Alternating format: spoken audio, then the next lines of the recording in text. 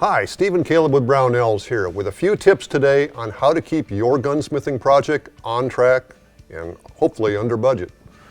Caleb, you've got quite a little project going on here. Yeah, I may not be the best guy for this video, Steve. I've been working on this Mauser for about a year now. I didn't want to say anything. Yeah, I know. I know if I didn't say it, you were going to say it, so it's best I just get it out in the open. So this has been going on for, well, you could have had a kid in this time.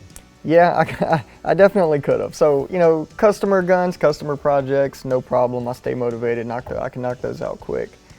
It's my projects that I always get sidetracked on. Yeah. And since I've started this Mauser, I've started 2 other unfinished projects as well. So it's quite the thing. So what? So maybe number 1 should be focus on one project and see it through to the end. That's a good one. Yeah. Yeah. That will help. Number 1 on the list. But yeah. So we're here for your secrets. Right.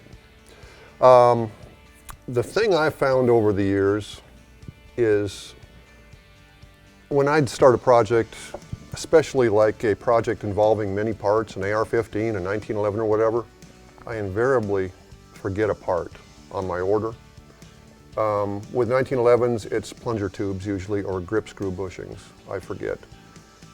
AR-15, I'll forget to order pins or something stupid like that. You know, and I can't put the gun all the way together and shoot it because of what I've forgotten. Like bases for this Mauser. Right. We're waiting on bases for the Mauser right now.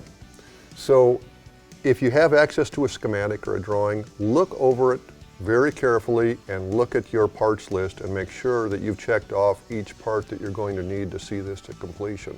That way, once you dig in and start, you don't have to stop because of lack of a part. The friendly operators at Brownells are standing by even as we speak. Yep, that's absolutely right. And what about, you know, as far as actually, you know, coming up with the time schedule, you know, allotting yourself time for different things as well? So. Well, you got to be very realistic about that. Yeah. You know, saying, I'm going to take an afternoon to finish the stock, well, that's not going to happen. No, it's not. Yeah. Or I'm going to get that barrel cleaned up for the bluing tank after I've soldered on the sights, that ought to take an hour. No, that's going to take a lot longer than that. Yeah. So you have to be really, really prepared to put in the time. Yeah, so I think one of the key things here is not just, you know, being realistic about the time, but whenever possible, setting aside extra time. Right. And a good motivator is having a goal in mind for your project. Now, you want to take this rifle deer hunting for next season, that's a motivator to get going on it. If you want to shoot competition with your 1911 or your Glock, get it built, get it ready to go for the season. That way you got time to break it in, sight it in, make sure your magazines all work, all that good stuff. By the way, if you're building a Glock or something like that, a 1911, don't forget the magazine. I've done that too. Yep, absolutely. So yeah, definitely some words of wisdom there.